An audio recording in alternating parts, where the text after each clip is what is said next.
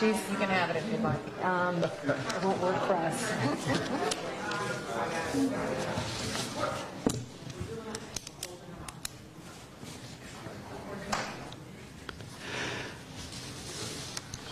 Good evening, everyone, and welcome to the Times Herald Records Town Hall meeting on the state of education here in the Catskills and Hudson Valley. My name is Barry Lewis. I'm the executive editor at the Times Herald Record, and I want to welcome you as well as our school superintendents from Orange, Ulster, and Sullivan counties, who this evening will discuss the most pressing issues facing educators, administrators, students, and parents. On our panel, from our far left, we have Maria Rice from New Paltz School District, John Evans, who is the superintendent of Roscoe, Livingston Manor, and the Downsville School Districts, Elsie Rodriguez, the superintendent of Monroe-Woodbury School District, Tammy Mangus, the superintendent of the Monticello School District, and Richard DeMauro, who is the superintendent and host tonight for the Middletown School District.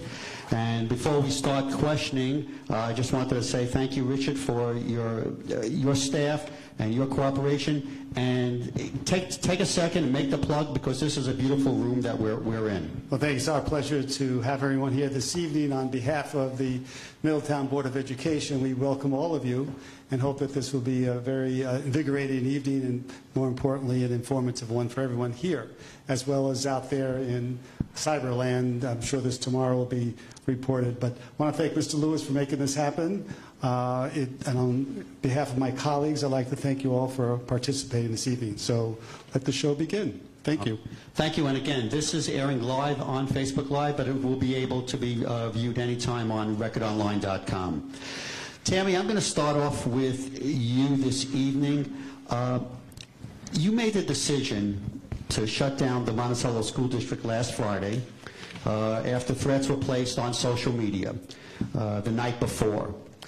And I'm kind of curious, and I'm sure a lot of folks are, in probably 10, 20 years ago, the biggest issue facing a school superintendent was closing on a snow day. What goes into having to make that decision if you're going to close on something that is basically a threat on social media and no one knows anything more about it?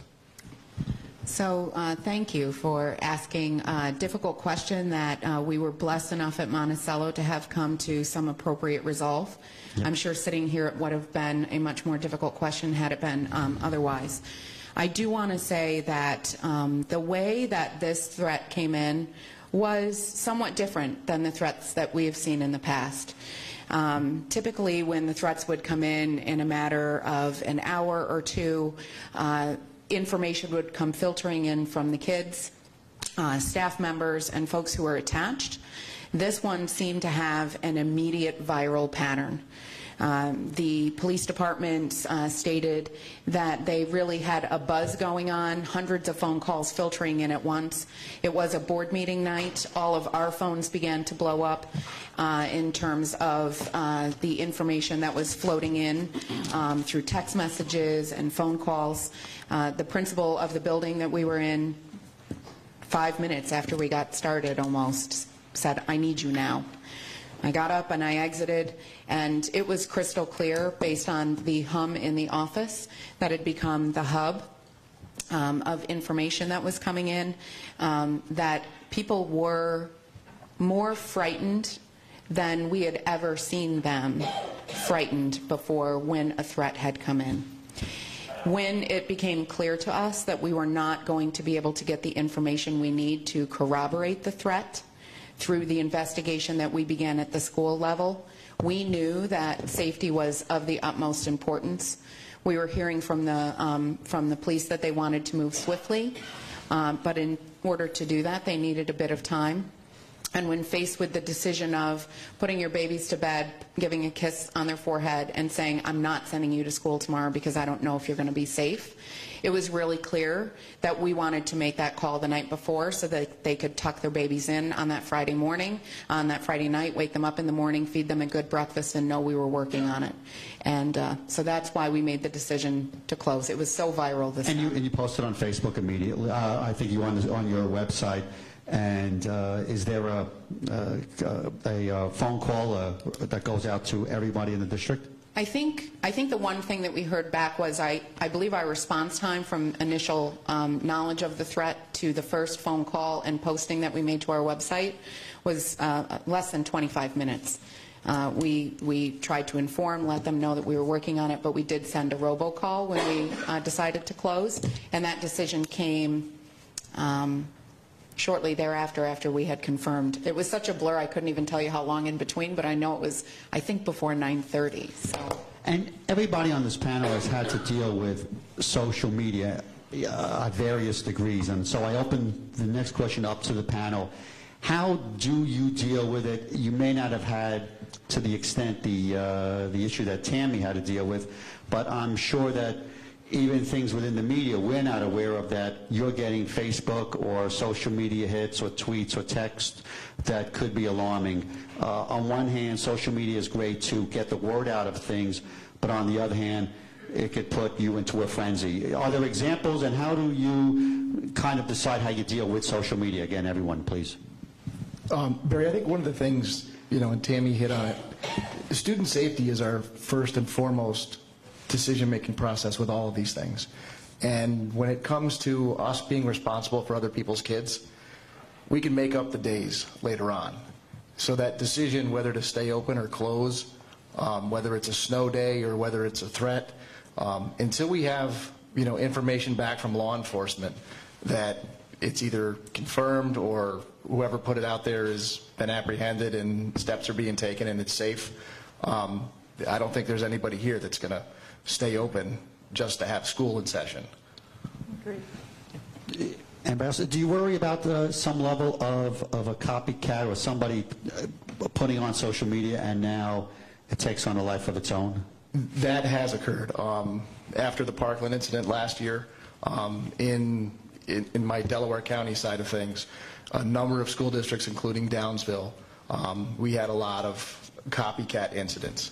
So we lockdowns just about every day while things were being investigated. Law enforcement was going nuts. It really took about a week, 2 weeks before that started to die down. Yeah, just to add to some of the dialogue, in reference to threats in social media, we had a situation a few years back where we were receiving swatting calls and things of that nature, where SWAT teams would have to come to the building based upon the threats that were coming in, usually via the telephone or sometimes through the internet.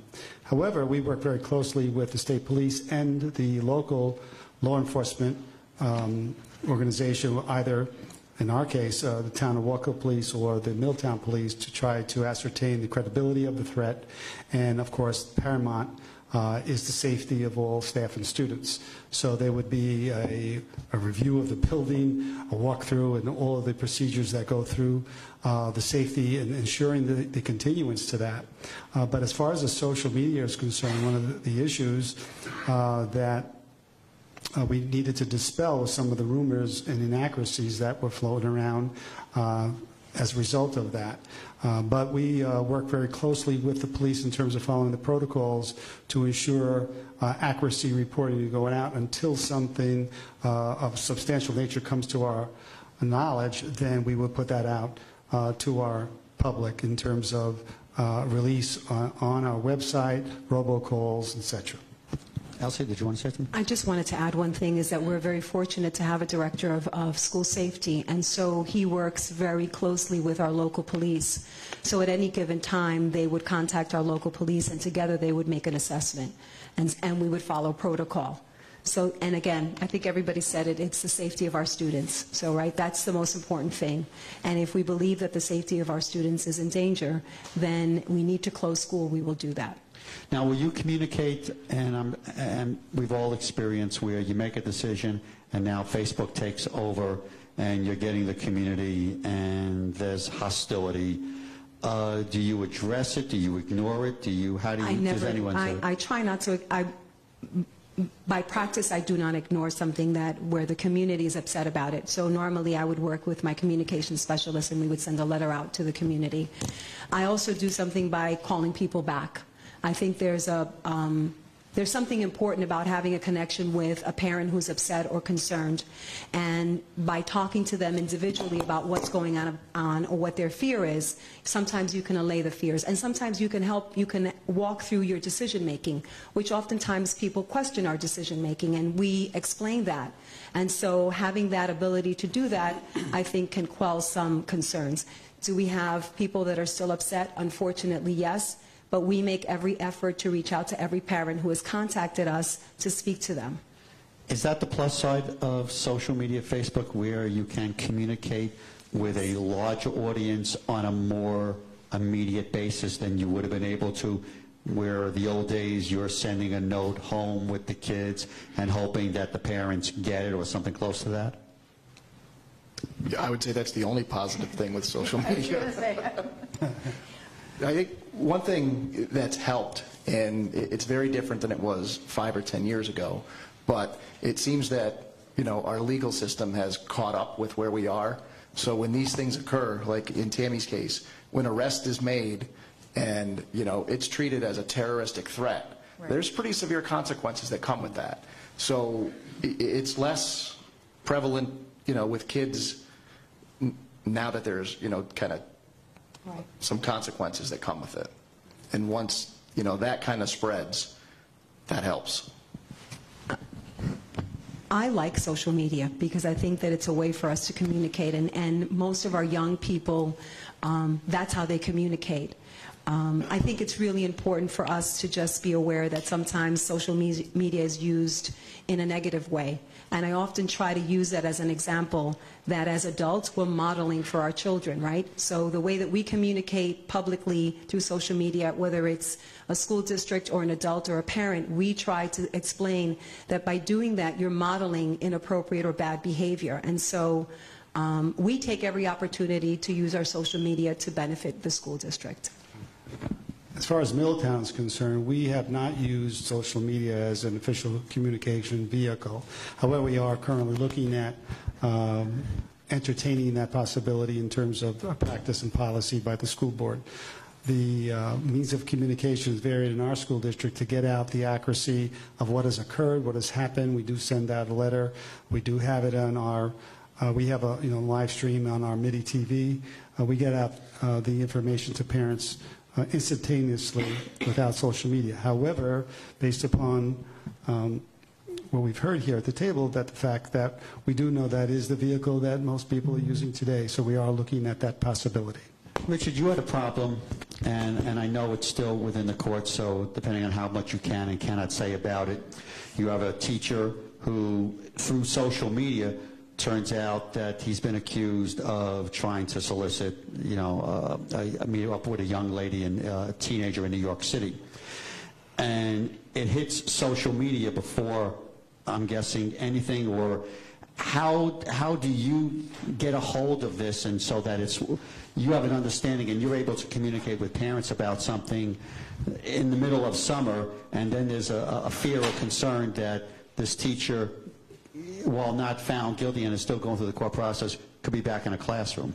Yes, as you said, it's an active investigation, so I'm not at liberty to get into any of the details. However, we found out through one of our staff who observed it on social media, informed the district officials, which we got in touch with the police immediately. It's my understanding that they had not seen it at that moment in time as to when the incident occurred on social media. And then, of course, all of our communication systems went into place immediately. And we immediately addressed this at our school board meeting, which is, again, televised on our network system, as well as putting out the information in a letter that I wrote out to the community in the midsummer immediately as to where we were, what was going to take place with that staff member involved. Connected to all these events is obviously the need to increase school security. Are we at the tipping point in terms of what more can be done to make sure that schools are safe, or are there still other things that can be done, So, panel-wise? panel-wise.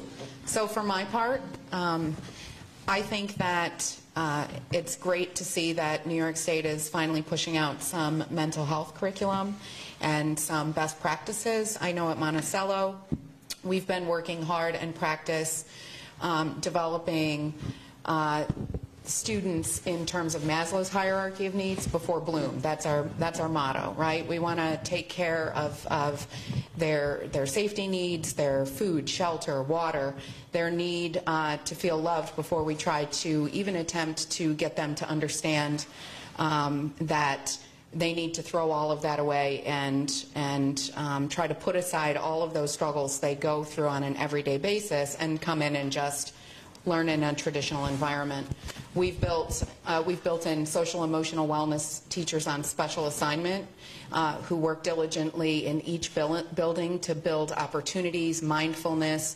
Our security team, because we are as blessed as Elsie here to have a fantastic security director and team.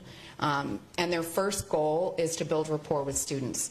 You know, I heard a superintendent give a quote this past weekend, and it really weighed heavy on me and my thoughts. And she said, we often have to focus so much on building the hardscapes of our schools for protection, but we need to soften some hearts first. And that is the way to stop school violence.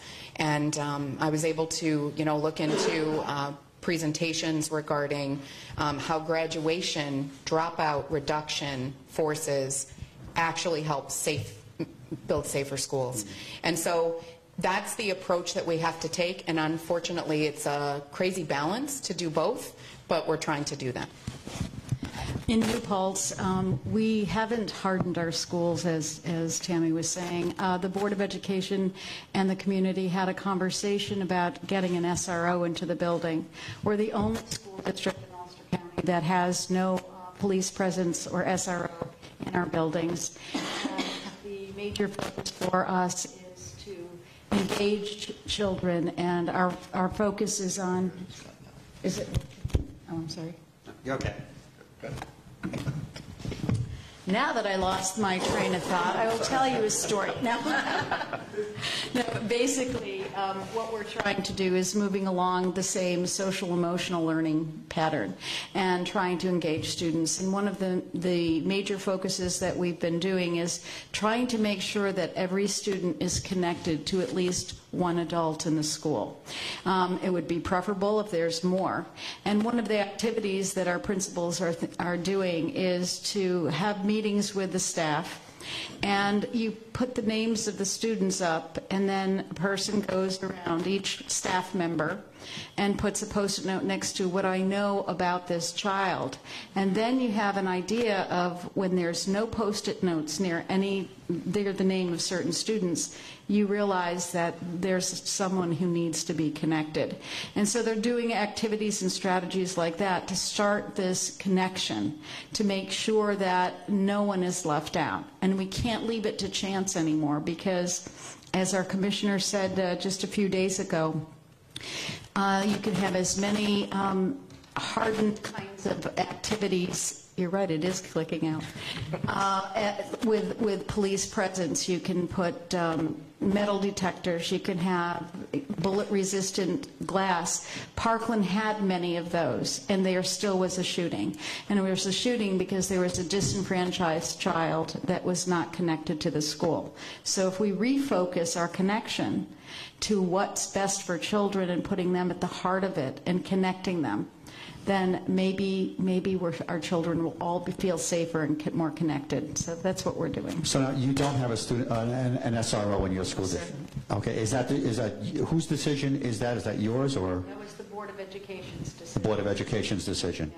Yes. I want to just focus on something else. And we're talking about hardening our schools and making connections with students, but there's something that a lot of people, at least I don't see people talking about, and that's the mental health of our children. You know, we are seeing more and more of our students suffering from anxiety, and the problem that we have in this county and in the state and in the country is that we don't have the resource to provide the support for our children. So that is something that our school district is looking at. We hired an additional social worker, we hired an additional school psychologist. We're looking at courses at the high school that will lend itself for children to talk about, you know, being aware of their self and their mental health. And I think that I agree with both ladies. We have introduced new programs. This year, the school's theme is social emotional wellness of our students and staff. We are focused on that for this year. But I think that the bigger issue for us is the mental health state of our children. As I said before, many, many children are being diagnosed with anxiety, and yet they are not getting the support that they need, and the resources are not there available to them. And we know that anxiety, left untreated, can lead to other mental illnesses. So I think it's important in a forum like this that we start to look at the mental state of our children. I'd like to mention, Sure. I'd like to speak to that also. We also decided that the focus was on mental health and looking at how many students had such severe anxiety and stress. And we went out and found a way to put a mental health clinic in our high school so that students could do that. We also we created 2 more psychologist positions, and we started to revamp the delivery system of what we were doing. The psychologists that we're adding, we wanted to have more of a clinical focus rather than school psychologist focus. Now, State Education Department demands that they have a school psychology degree as well as the clinical psychology degree, so we are still looking for one person, but we're hoping to work by moving things around there. We also have come off of a very tragic year with in our past senior class, two tragedies where there were suicides.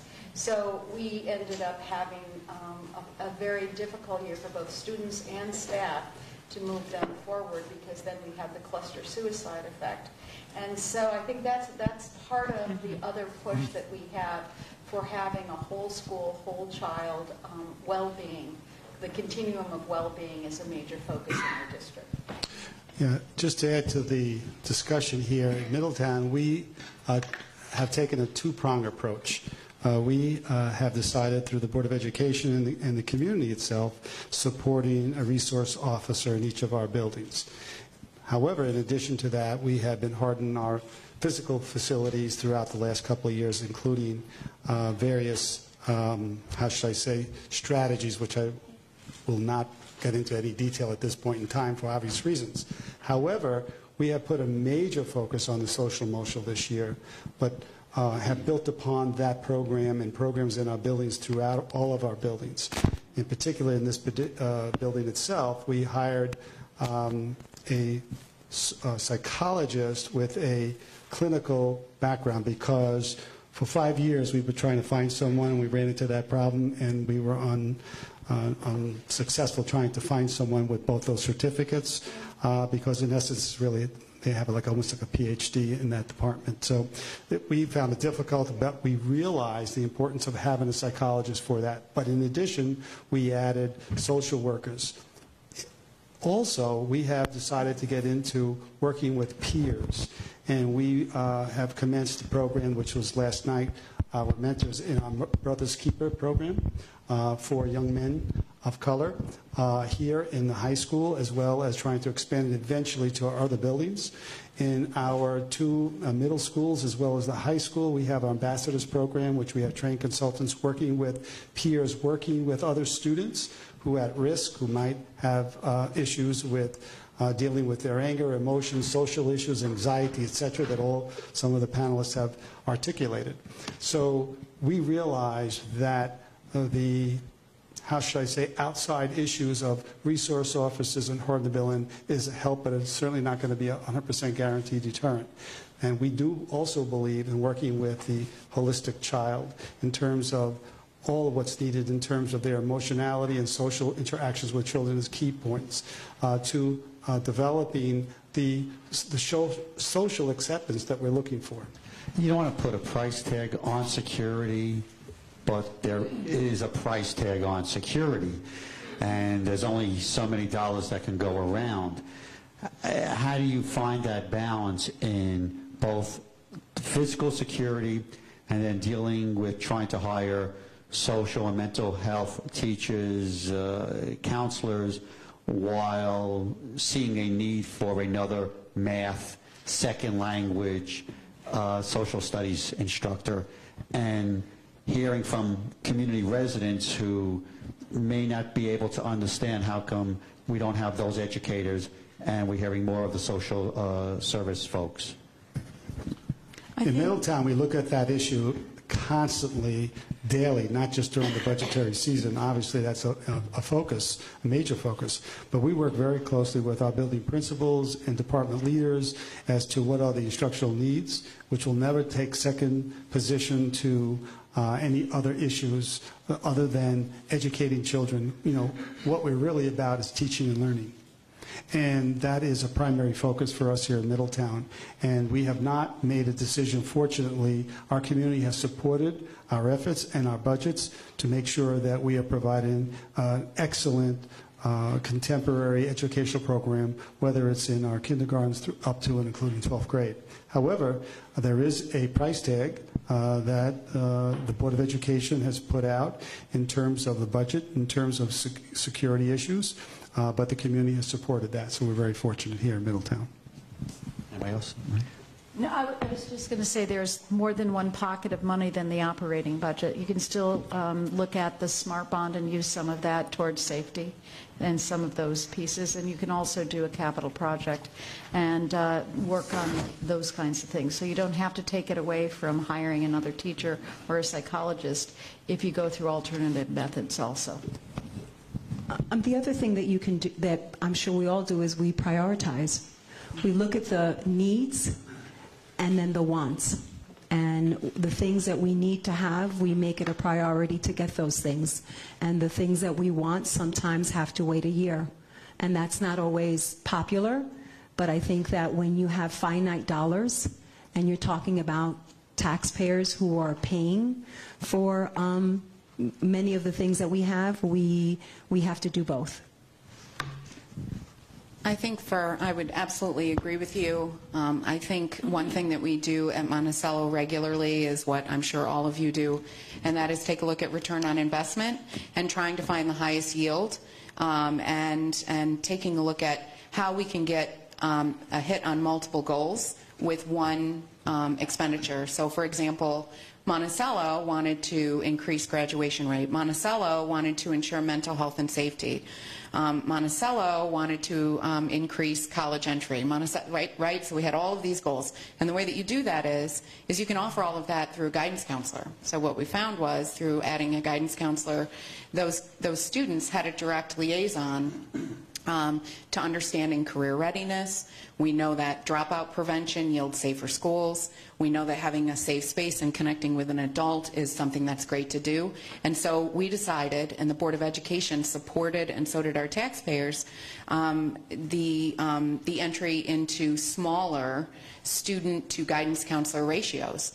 And our guidance counselors have put in amazing programs that have helped us reach all of those goals and climb the ladder on all of them. Now, you said Board of Education's support, and all of you have boards, and I really don't expect any one of you to disparage your boards, but you have to be, I'm sure there's a fine line, and it's a salesmanship line, where on one hand you're trying to convince these well-meaning Board of Education members, community members, of your wants and needs, and they're adhering to district voters as well, and they're looking at a bottom line.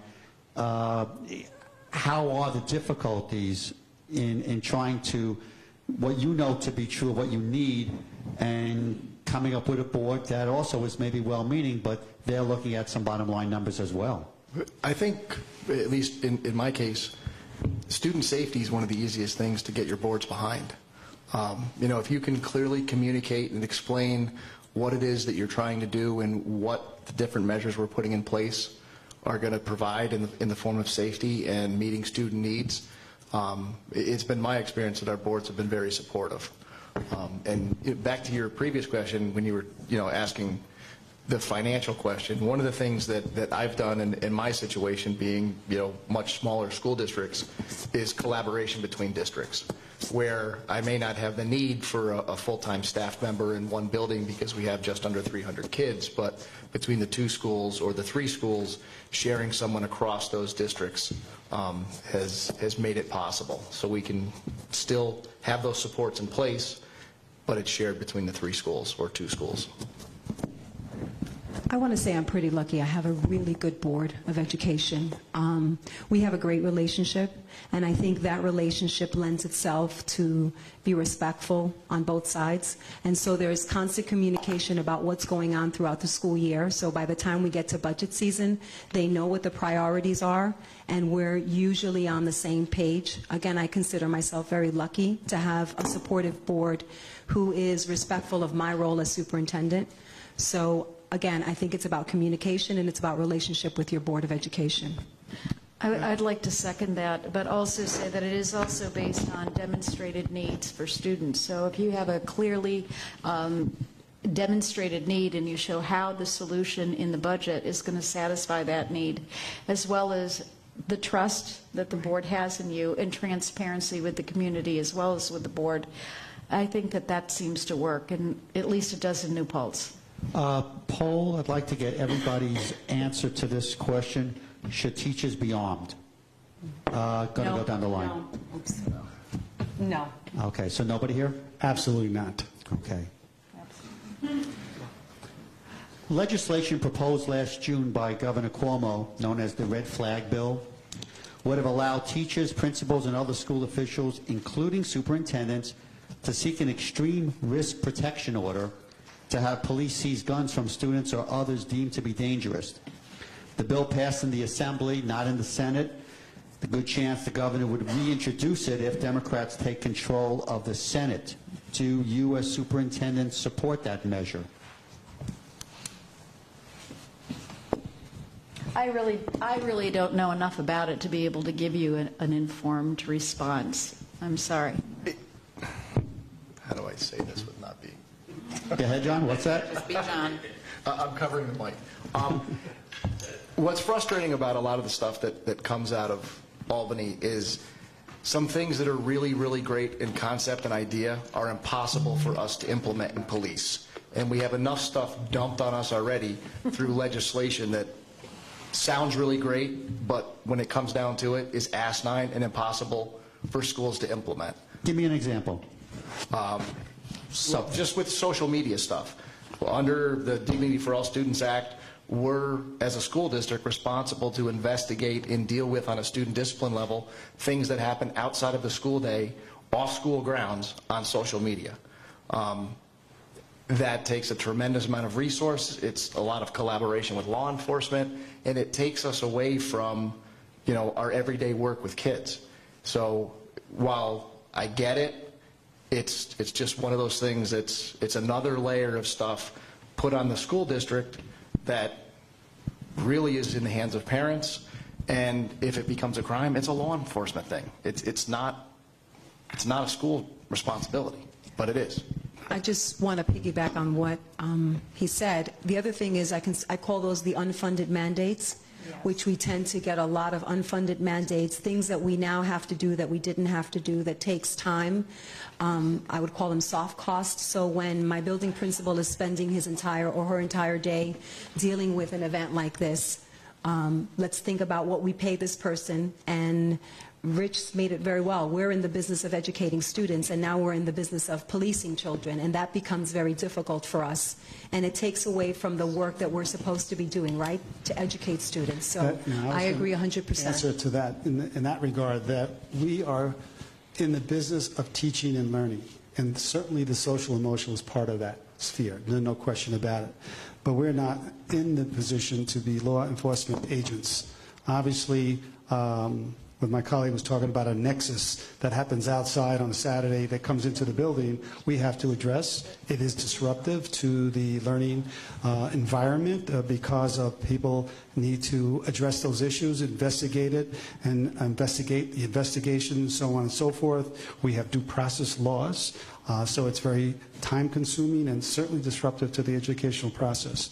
So we are not law enforcement agents, we are educators, and we have to remind everyone, including our politicians, that that's our main focus. I think another good point to that is there's 750 school districts around New York State that are very, very different. And what happens every day in Middletown is very different than what happens every day in Downsville. And when it comes to things like firearms and stuff, I have kids show up to board meetings with a deer they just shot. You're in a very rural school district in the most rural Sullivan County. You know, it's in the middle of the Catskills, so, you know, the perception of all firearms are evil, you know, is not the case for 90% of my communities. So and when there's laws put in place that are blanket across the state, they have a different impact in different areas. And there's sometimes that's lost in Albany. But it's interesting, and I'm going to get to one last time with this, and then we'll get to some actual education questions. But on one hand, you all said that you're educators, and you're educators first. But, you know, 20 minutes ago, we're talking about dealing with students' emotional needs and wanting to make sure that they're mentally safe. You're balancing a lot of that stuff. So I will say that I think that our system is designed to have areas of expertise. And so in any system that's going to function successfully, let's go to the medical practice, right? So if you are a general practitioner and you need, you have a need in a patient who needs specific medicine around their heart health, you're going to go to a cardiologist, right? And they're going to offer their expertise and they're going to take action, but you are still going to own the heart of that patient. And as school districts, let me be clear and echo again, we are the experts in teaching and learning. And part of that is building the platform of ensuring that our kids are mentally well, and that's a learned behavior, right? When it comes to school safety and making a decision as to whether or not a child or a family should have access to arms, that is when we need other experts to help us. It should not be our decision. It should not be a decision that rests in the back pocket of needing higher rates of insurance, riders, because we're making a decision and then we're going to get litigated for making the wrong decision. I'm the general practitioner who's at the heart of it. We know that if we educate, it equals opportunity, it equals knowledge, it equals ladder climbing, it equals everything. But when it comes to making that decision, I nod to law enforcement that I believe are our experts, and I trust them to help us make that decision. Anybody else want to add anything? I'd just like to echo what Tommy was talking about. We have an excellent rapport with our two law enforcement communities inside our school district, as well as the state police, in terms of deferring some of those issues immediately. They're very responsive, and in many cases, they have children in our school district. So there is a connection between the school district and law enforcement for these needs. But no one would ever deny that emotional, social growth and knowledge is not part of what we do. The fact is that that is in our area of expertise, and even inside that, we have experts we just heard, psychologists, social workers, crisis interventionists. All of us have some form of these type of staff to help our kids. It exists in all of our school buildings, and you heard from the other school superintendents they do as well. The fact of the matter is that social emotional issues are part of what's going on in our country. You know, schools are microcosms of society, and we have those issues blending into our school, and we have to address them.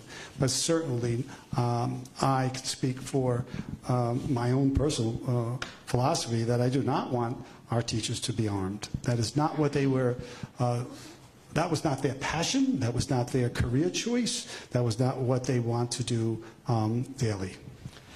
The state's annual reading and math test results that were given this past spring found that just 45% of New York's children in grades 3 through 8 passed these reading and math results. That's, I think, all could agree, pretty disturbing. How do we address that?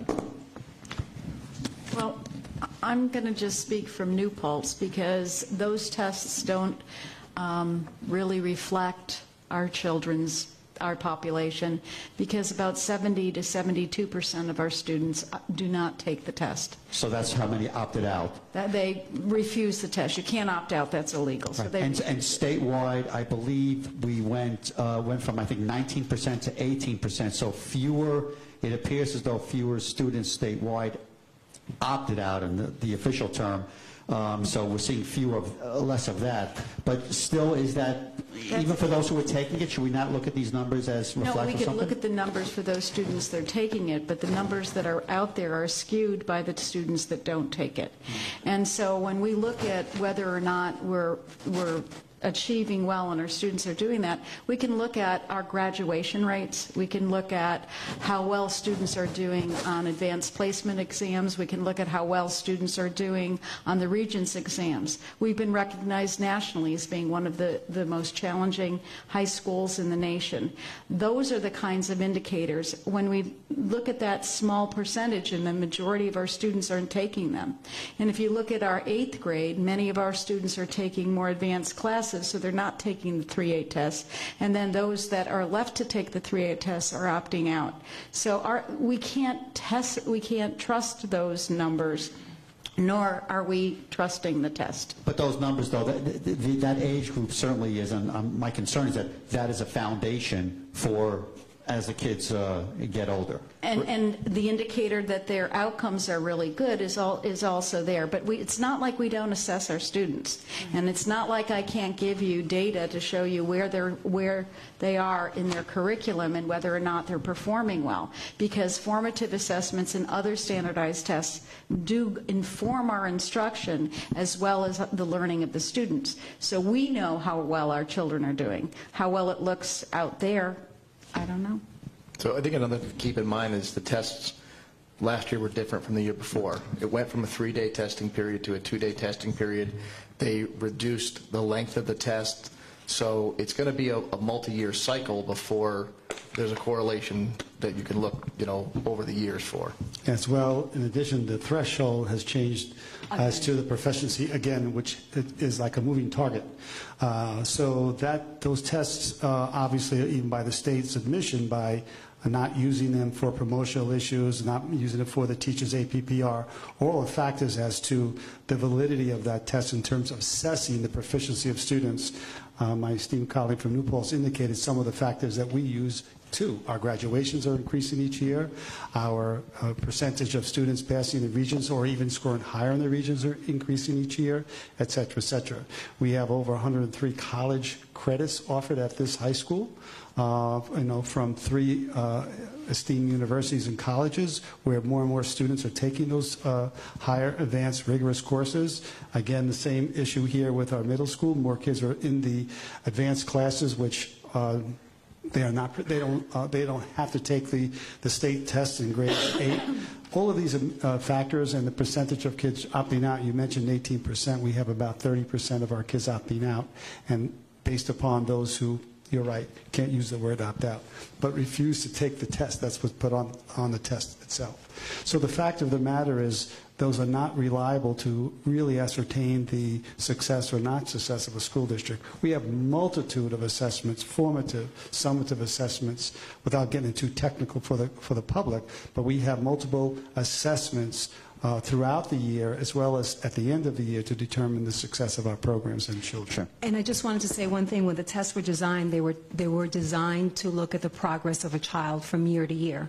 And as they've all said, you can't compare the two tests. So there's really you can't really tell if a child has actually progressed. So that in itself has been an indicator. We have a high opt-out number as well, almost 50. And I know the commissioner said, as she's announcing these scores, she was kind of like the Wizard of Oz. Pay no attention to those scores behind the screen. Kind of couching that. But should parents who are reading these and hearing about these scores what should they, because they can't take a one-on-one with you and you're addressing, multiple things. How much validity does those numbers have? Because certainly on the surface, even if it's not complete apples to apples from last year, they do seem to be somewhat of a concern. Am I wrong on that?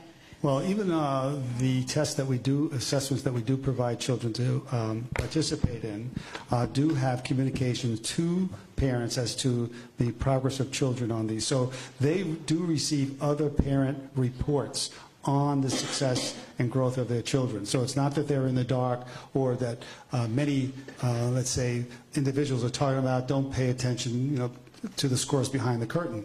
But the fact of the matter is that there are other measures, other data points that we do communicate to parents to measure. We have parent conferences. Everyone has parent conferences, report cards, etc. In addition to parent reports on the other standardized assessments, national norm assessments that we all participate, that also describe the proficiency and growth of their children. So that parents can see and talk to their educator, their teacher, as to the progress of their child, and if there are some concerns, there's always open to that communication. It's one tool in the metrics of all the stuff that we do. So it's not heavily weighted across the board.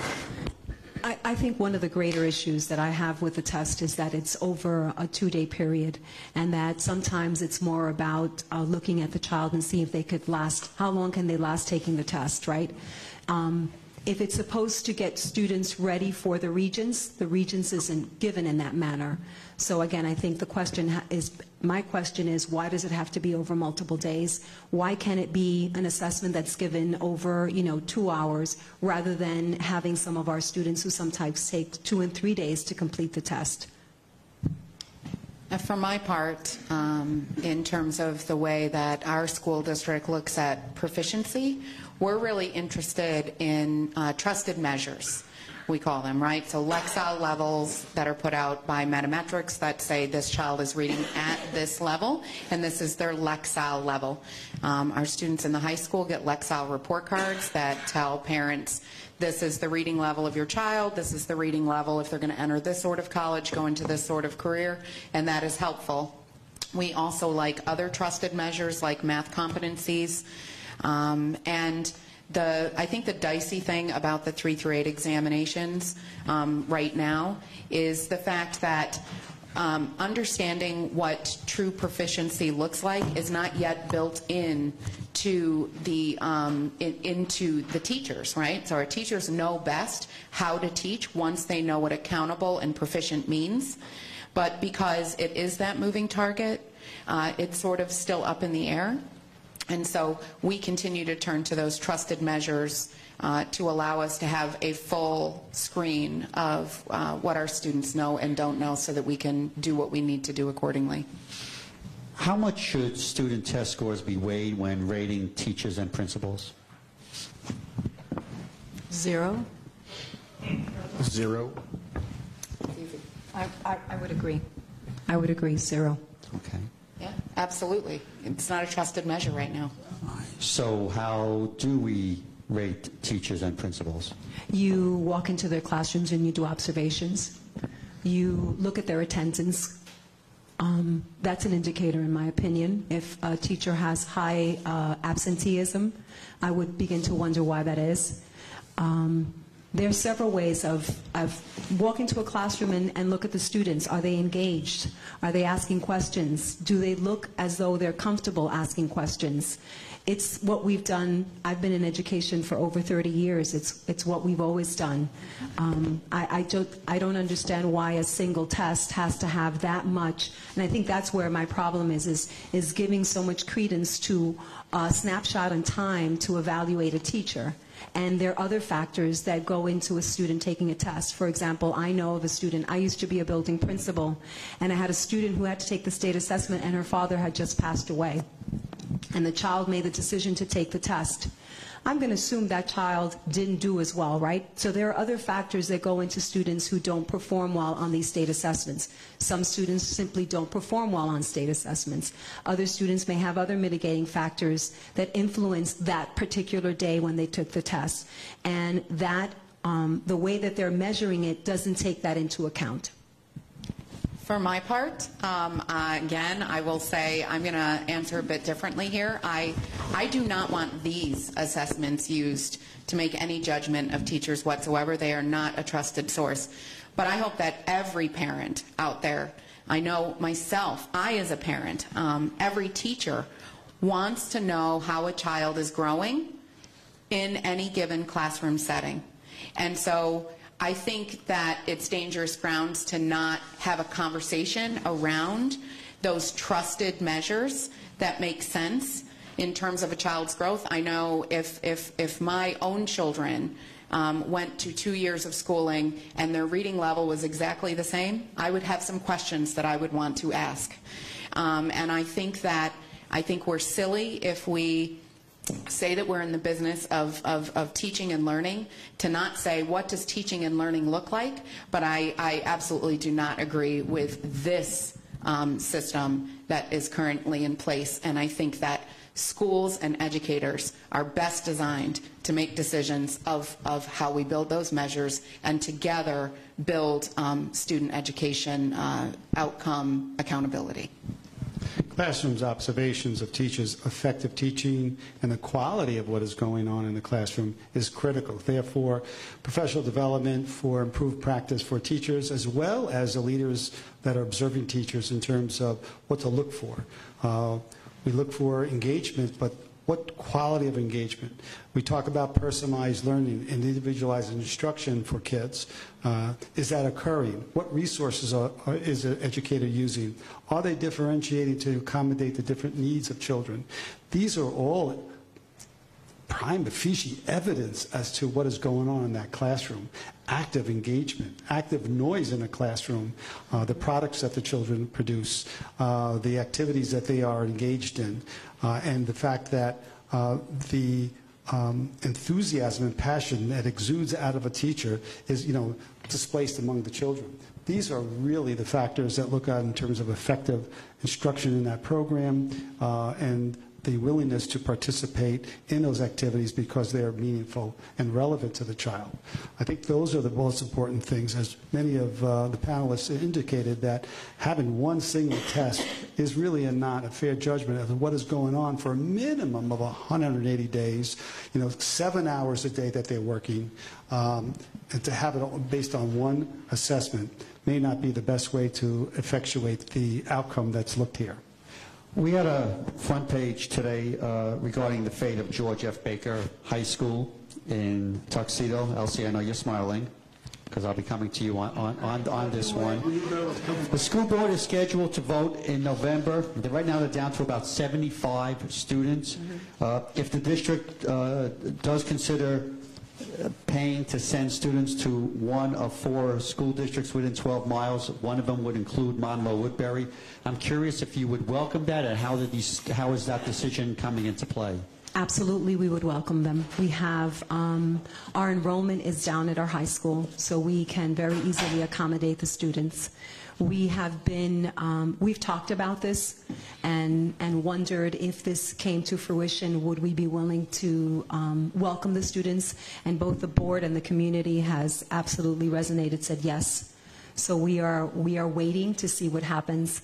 But I think it would give those students an opportunity to come to our school districts. We have many offerings, many opportunities, and would be excited about having them join us. And that leads me to consolidation. And John, you oversee 3 separate school districts, 2 of which are in the same town in Sullivan County. One is actually in a different county. I guess one question is, besides yourself, are there any other overlaps of the 3 school districts? Yeah, I have a shared business official between Roscoe and Livingston Manor. In Downsville, my business official is shared with Walton School District, which is Downsville's neighbor in the other direction. We have multiple shared sports teams. We have shared special ed classrooms, shared transportation in some respects. What else do we share? Now let's tell people also, what's the enrollment? What's the enrollment for the 3 schools? So the 3 schools combined are just over 1,000 students. So Three school- consolidation would be almost impossible for us to entertain because we're one of the few school districts in the Hudson Valley that's growing. I'm going to get to that in a second. But John, so the question is, why, how tough is it? On paper, it would seem as though 2, if not 3 of these school districts would make sense to consolidate, that kids can get more out of it, that there may be more opportunities, that you're already consolidating a lot of key financial factors. So what's the carrot that needs to be out there for a school district to say, yeah, it's time to, at the very least, study it and maybe have a vote on it? It's been studied twice. And It's never made it to a vote either time. There's a lot of things that factor into school district consolidation and mergers. It's not the answer for everything. Some have been successful, some haven't. You know, there's a fear, you know, in Sullivan County. There was 14 years ago a 3-district merger. And, you know, depending on who you talk to in the county, it was either the greatest thing that ever happened for that school district or the worst. You know, educationally, I think Sullivan West is in a better place than the 3 separate districts were. But there are, you know, 2 generations of families in those communities that still are angry at the fact that it occurred. So there's a lot of things there's a lot of emotional parts of it involved. There's a financial piece. For example, Roscoe and Downsville, those 2 districts, their tax rates are so different because of the combined wealth ratio of the school districts that combining those 2 schools, the taxes would go crazy. The Rural Schools Association has some tools on their website where you can plug in schools. And the incentive aid that would be generated from the state of New York for those 2 schools to merge, it would take 173% of the aid the state would give them to keep the taxes from going crazy. Roscoe and Manor, on the other hand, their tax rates are similar. They're in the same town. They're 7 miles apart. You know, there are a lot of things that make that, I guess, more ideal. And, you know, will it ever happen? Possibly. I think what we're doing now with the sharing that's taking place and communities working together, schools working together. The last 2 years, my opening day conference days, all 3 schools were together, so all of those teachers. So giving those teachers the chance to interact with each other and learn from each other has really kind of pulled back some of the apprehension of working together. It's not a spot where anybody's talking about merger yet, but a lot of the sharing stuff that we're doing has had a huge financial benefit, and it's provided a lot of opportunities for students. You know, we've added distance learning classrooms in all schools, so, you know, we can have teachers teaching sections with kids from the other buildings. You know, I have a driver ed teacher that's shared between Roscoe and Downsville that goes back and forth, so we're getting services, you know, from a Downsville teacher. I've shared a teacher in Downsville with Walton. You know, so there's a lot of things that school districts can do, either to lay the foundation for future consolidation, or to make it where it's not necessary, where you're getting a lot of those benefits of the expanded services and some of the financial savings without losing the identity and that fear of losing the school in your town. Because that was the biggest thing that stood out from the Sullivan West merger is there's multiple school buildings that closed and stayed vacant for, you know, years, dozens of years. You know, and that's the fear. In my situation, we have each school district is pre-K-12 in one building. So the school is the town, you know, and the town, the school is the center of the community. And that's I think the biggest fear when it comes to school district consolidation is the loss of that school building and that community hub. And it's more fair to say more on the adults in the community than the kids in terms of who supports or would consider. It seemed when Sullivan West made their initial merger, the students adapted much quicker than the parents. Absolutely. Tammy, you had to close a building, and like many school districts, just because enrollment goes down. How do you deal with that? And then there becomes talk, well, maybe we should reopen a building, and you're fluctuating. How do you deal with that? So I would say ditto to everything John said about a community losing its identity. We still feel that to this day. In 2018, when the doors were shuttered, I believe in 2010. And there have been several studies. In fact, I joined the district in 2012 as the assistant superintendent and was immediately charged with running an enrollment program committee where we had to take a look at how are we offering programs, because once those school doors were closed, we started offering OT, PT in hallways. Reading centers were set up behind the curtains on stages. Chase Elementary School closed down 2 classrooms. The kids actually eat lunch in their classrooms. So they have grab and go, and lunch monitors and teacher aides and teaching assistants come to eat lunch with them. So they never have a cafeteria experience, and believe it or not, some of the parents and kids would love their kids to be in that large environment, even though our staff handles it very, very well. I will say that we've had to redraw lines a couple of times. Kids are consistently being shifted from one school to the next within the catchment areas. I can tell you there's never been an experience in one of those committees or one of those line drawing recommendations that have been made where it's not been painful. Schools are people's identity, and I think that's a hope for me, because as I was saying earlier, education does equal opportunity, but we have to find a balance. I know that we contract out all of our pre-K services because we don't have room to house them. We know that we would like to be innovative in the way that we offer grade levels in Monticello. So was the district short-sighted in making the closing, or was that just a good move at that time? I don't believe so. I think that it was the right move at the right time, but operationally speaking, sometimes the time that it takes to get to the decision that needed to be made, by the time you've made it and made the shift, there are new surprises that happen that we have to deal with each and every day. And so I think that we have to look forward. We have to look toward our vision of what we need to happen in terms of education.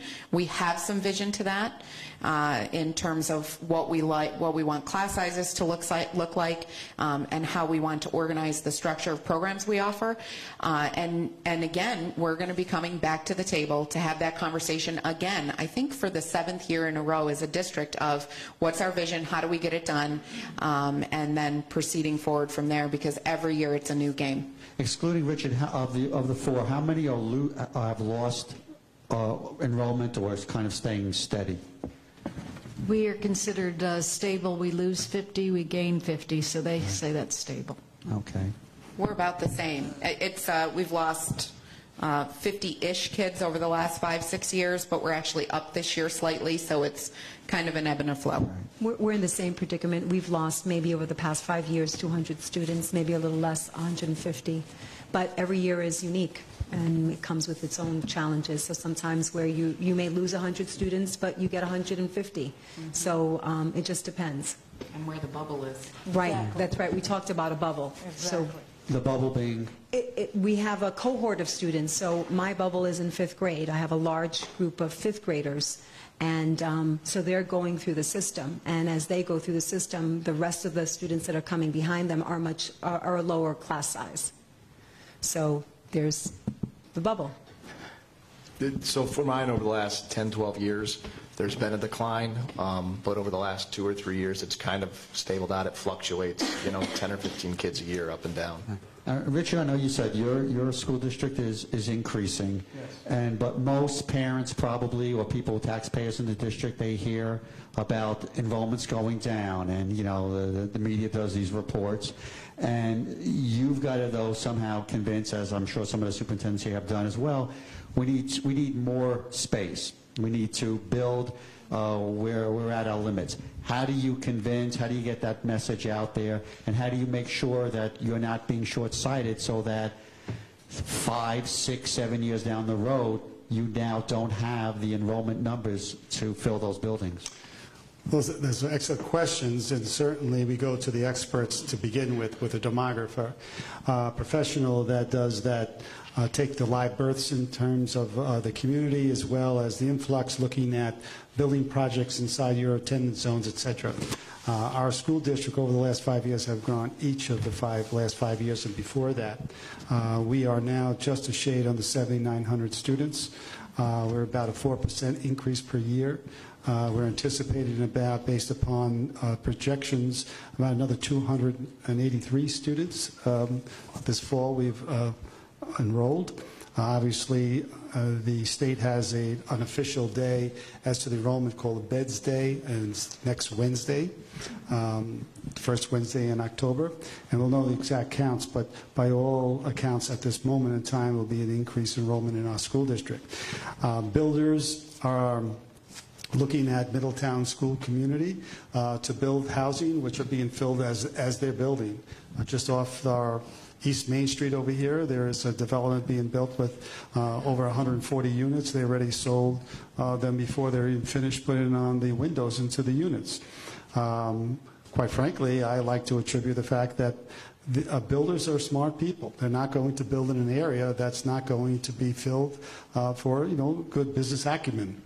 The fact of the matter is, our school district is attracting people, affordable housing, transportation costs to the venues into New York City. We have become a bedroom community. People are taking the mass transit into New York City or to White Plains, other cities that are, providing positions for our community.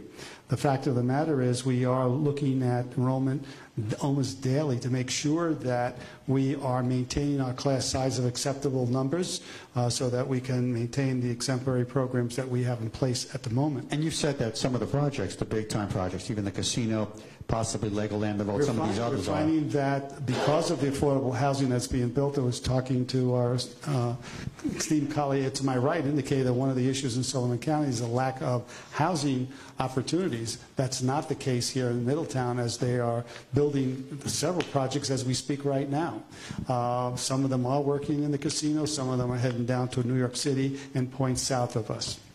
Maria, I don't know if there's been a time, maybe it's still stopped, where there's still building in New Paltz. It seems like there's always construction going on.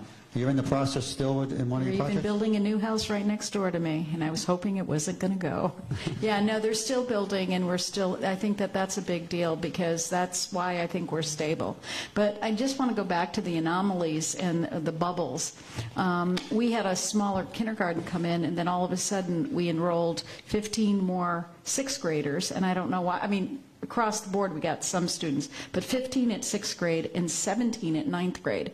So you never can tell, but that's why the 50 sort of is stable. So what are the creative ways? One of the concerns, and I know we've been working on a story in Middletown, is that because of the amount of students there, some kids have been forced to eat lunch not too far from breakfast time.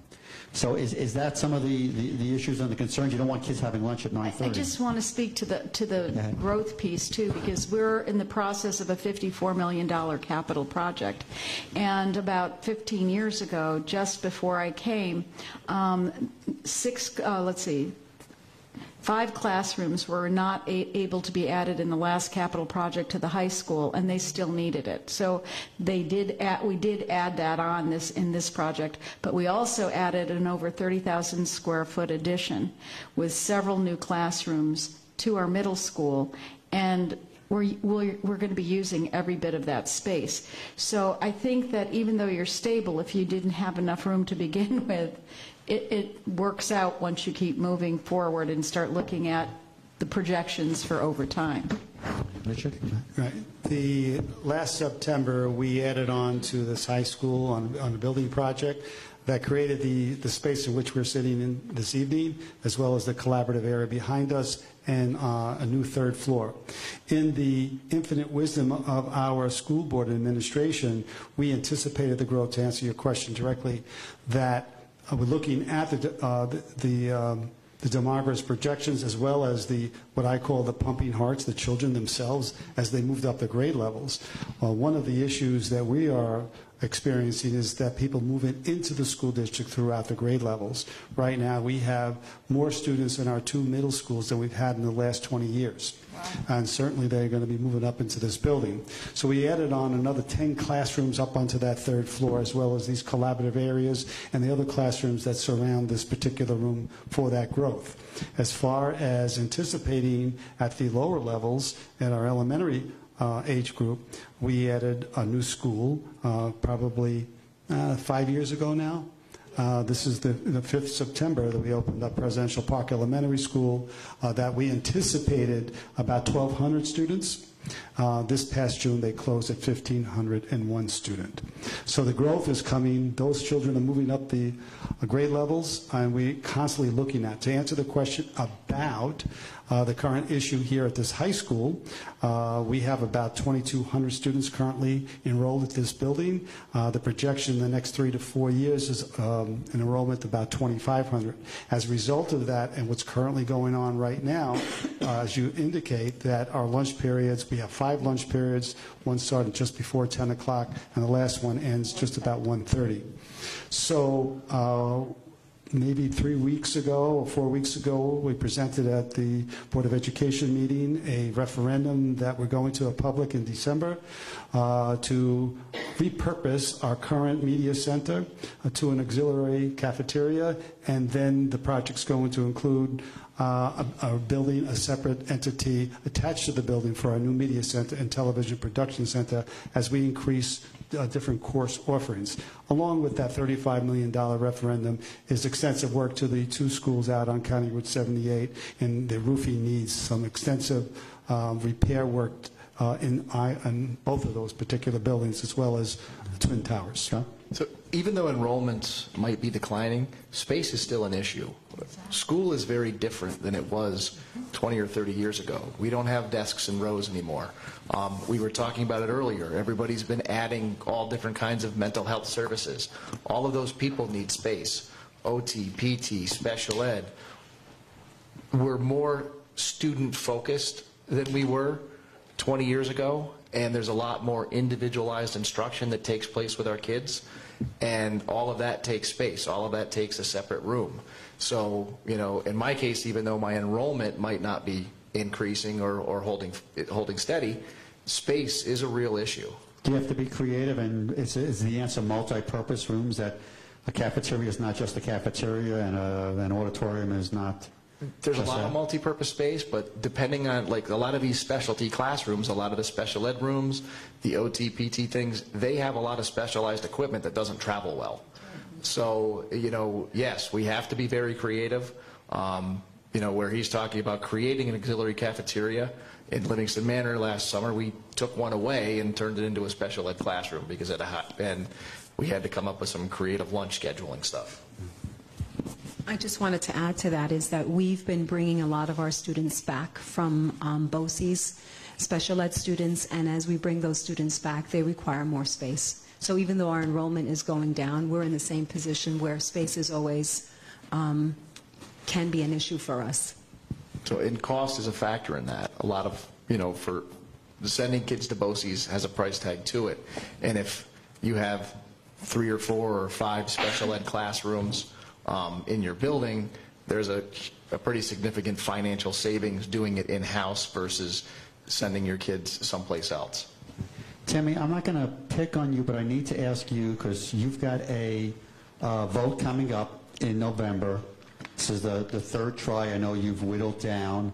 I think originally it was over $100 million. Now it's $50 million. So I became superintendent in 2014-15. That was the year that the school district was held for its 5-year building condition survey. It was returned, and based on a couple of problems, like water leaking from the ceiling and it not including things like, I don't know, roof repairs, we made the decision we were no longer going to keep our relationship with the group that we were with, and had to go through a very long process of bringing on a new architectural and engineering firm. When we did that, we asked them to go back out again and redo the building condition survey as part of their entry package.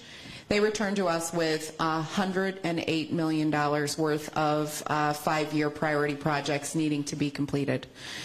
So then I took a really deep breath, and I think the Board of Education took a really deep breath, and we made the decision that when your buildings are as aged as ours are, but for our middle school, which is 20 years of age just now, the decision was made fruitfully, and with so much effort to take that $100 million. You know how you have a kitchen that's like 20 years old, and you try to fix the floor, and then you decide that the refrigerator's broken and you pull it out and the tiles don't match up, so then you have to, everything becomes 8 times more expensive when you're trying to fix in that fashion.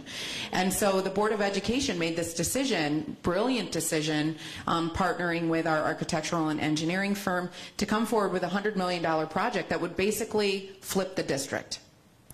Unfortunately, it was voted down by 30 votes. In the feedback surveys we received, they said, we voted no, a lot of us, for multiple reasons. Please understand there were a myriad of reasons. But one of the things that we heard a lot was the athletic fields. We're really jealous of those Middletown fields. They're really beautiful. And they were right. They are gorgeous. We pull on scene, and it was the first thing that my daughter, who's here with me tonight, said, oh, look at those fields. They're beautiful. And so the bottom line is we decided that when we went back out, we were going to grab those 30 votes by adding that sports complex and upgrade. So we went up to 110 million. We had more than double the voters, lost by 80 that time, but it was actually a smaller margin than the first time. And now you come back to some. 54 million. Right. We got it. One of the pet peeves that I know the paper has had, and some of the community, is that school districts put votes not when people are used to voting. Yours were in December, April, and now it's November. And you can make the case whether the snowbirds are here or not, and we know that seniors can be a very strong voting bloc. Given the cost of voting and setting these up, would it not make sense to work with municipalities so that when the people go to the polls, they could maybe either do one vote or work within just one time for the school district? I'll give you our decision.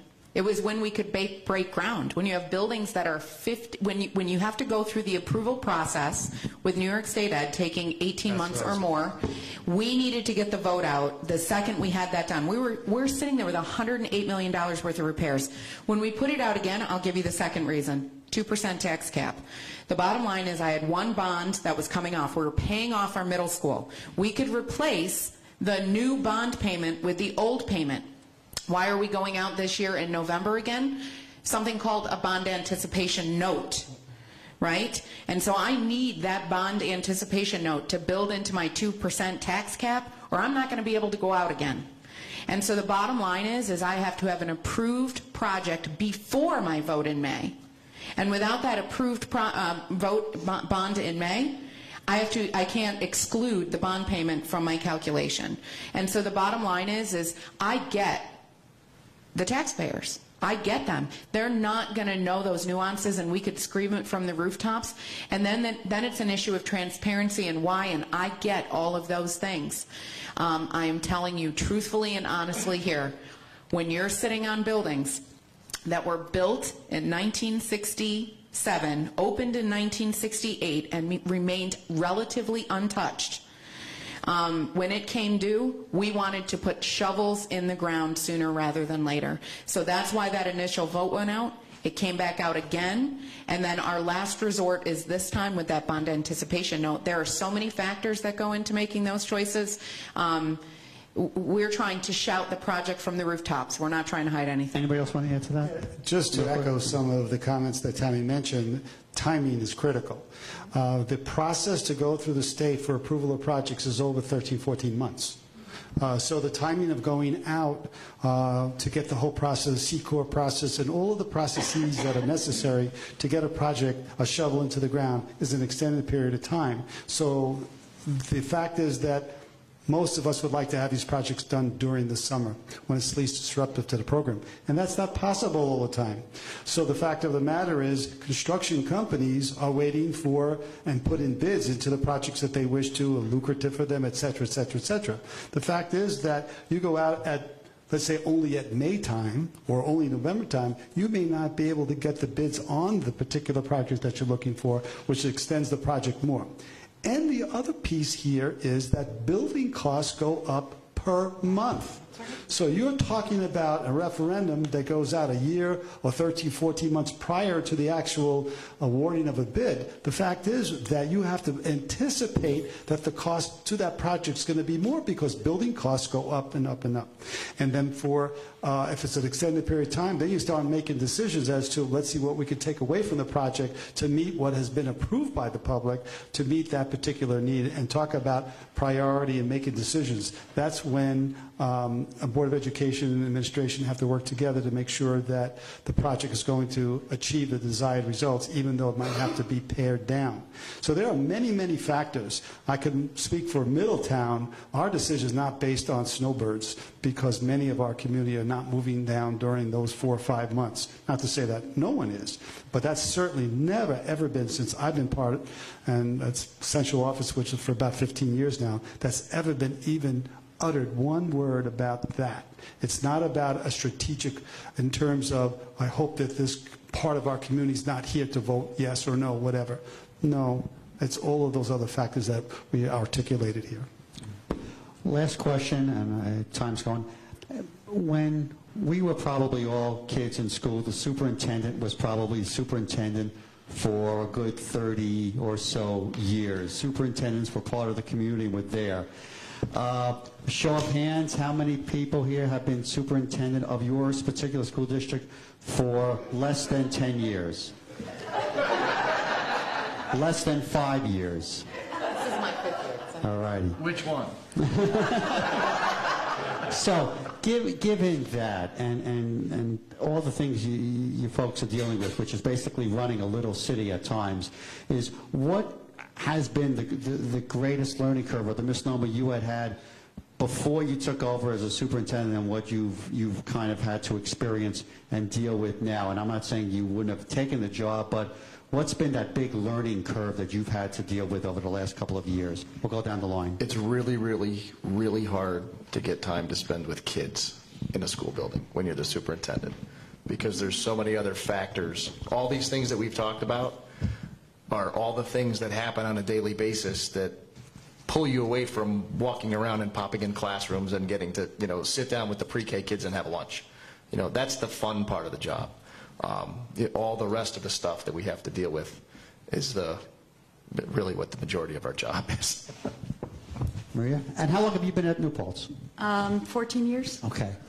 I think that this is really kind of hard. The biggest learning curve would be that as much as I want to make more time for my own family, it doesn't necessarily happen, because a superintendency is a 24/7 position, and you need to have a spouse that understands that, and children that can also understand that, and trying to keep that normal, like dinner time and thing, doesn't always happen, but you need to keep striving. So I think it's the balance of the work that you need to do and do it well, at the same time as understanding that you have a life and a family. Elsie? I've been in the district for 17 years, so I was a building assistant principal, director, assistant superintendent, and superintendent. In the same district? In the same district. So I've been there 17 years. And I think what I work and I strive for is to remind myself why I do the work, which is about students. And sometimes there's so much, there can be a lot of politics involved in things, decision making, and it's continually being focused on the work that we have to do, right, which is educate students, keep them safe, and sometimes that is difficult to do, but I've been very fortunate that I've surrounded myself around people who remind me that that's the work that we have to do, and it's really finding a balance between doing the work that we have to do, but remembering that it's about the students in the building and visiting them. So I think I would agree with you that that's hard to do, because that's really the joy that we have when we go into the classrooms and we get to talk to the students. I got 18 emails and 3 text messages since we started. I didn't get it. I didn't send you any of them. It's my report is keeping big, a yeah. connection to, where is the importance of our role, and that is in the classroom. And you have to actually force yourself to get out of the office, because everyone wants a piece of your time or a decision. All the decisions are on our desks 24/7, as was indicated. The fact is that you have to push yourself out.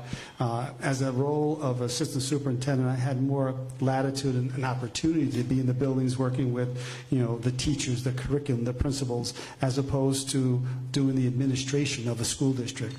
So I am in the process of learning to better prioritize my time to where it should be than where it needs to be all of the time. I know it has to be, but that's part of my, how should I say, challenge each day.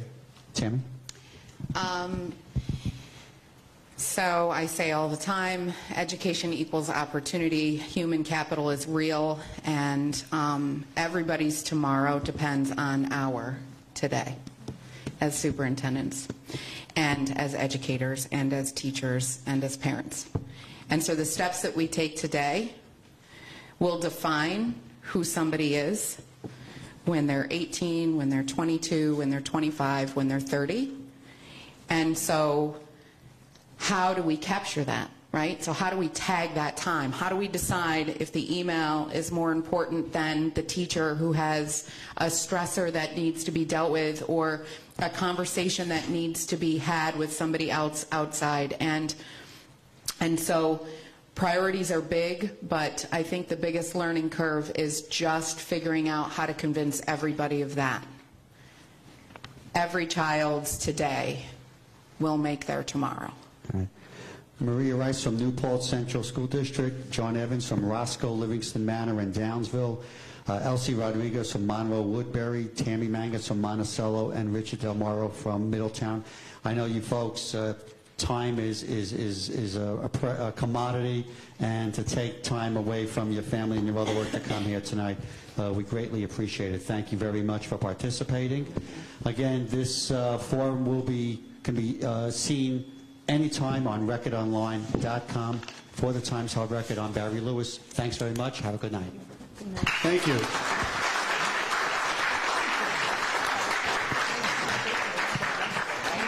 We're good neighbors, so if anyone wants to come to our beautiful facilities, we share them, don't worry. And we have. Thank you. Thank you. Very nice meeting you. Very nice to meet you.